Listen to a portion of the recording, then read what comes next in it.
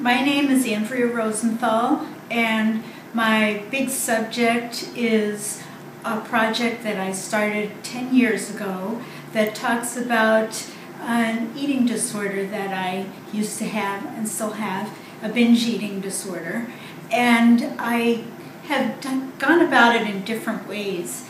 Mainly, I have shown how I, in an autobiographical way, how it affected me and how I dealt with things.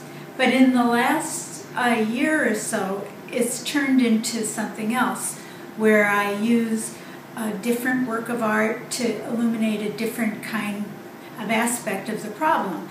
And I guess you could say that that's how I'm influenced by pop art. Not necessarily pop art as such, like soup cans and things like that, but more in the sense of popular culture, how that influences me, if you will.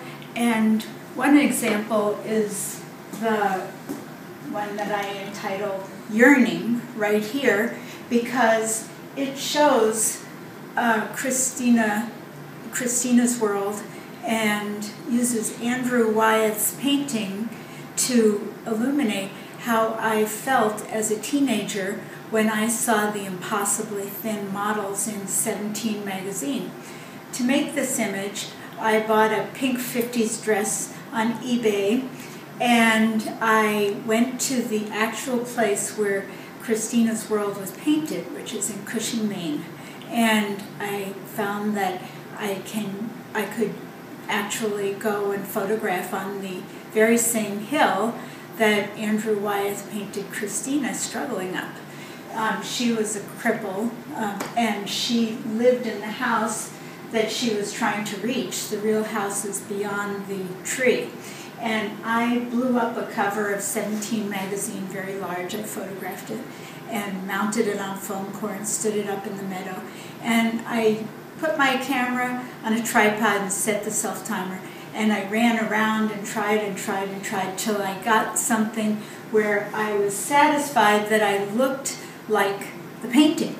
And I wanted this to show not only the humor in my struggle, but also the pathos, if you will, how sad it was that I spent my teenage years and subsequent years too yearning to be something that I was not, and influenced by popular culture to believe that that was the only way to be.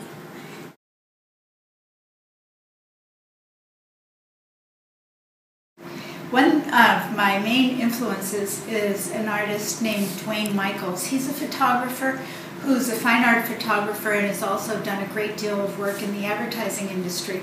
But about 10 years ago, I saw a personal project that he had done, which was photographs of the house that he lived in as a child, overlain with pictures of his parents, aunts, uncles, and whatnot. And he went through and wrote in handwriting about his emotions at the time.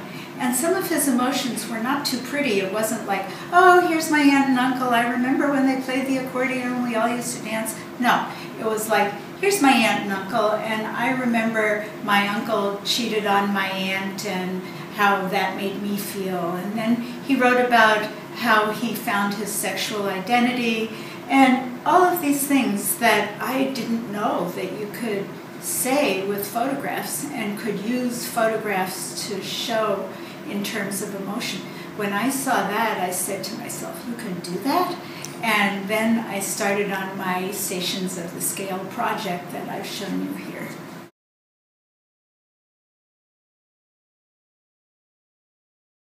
This is from my book, Stations of the Scale, that is about my project, my 10-year-long project. I published this about 3 years ago, before I had done the other work about the art. But actually, there is one in here that relates to art. This is based on Edvard Munch's painting, The Scream, and it shows me screaming with cookies flying around, and the caption is, "Enough already." And this shows the influence of Dwayne Michaels that I told you about. This is based on my family of origin and how we related to one another over food. This is the boxing ring, the dinner table as boxing ring.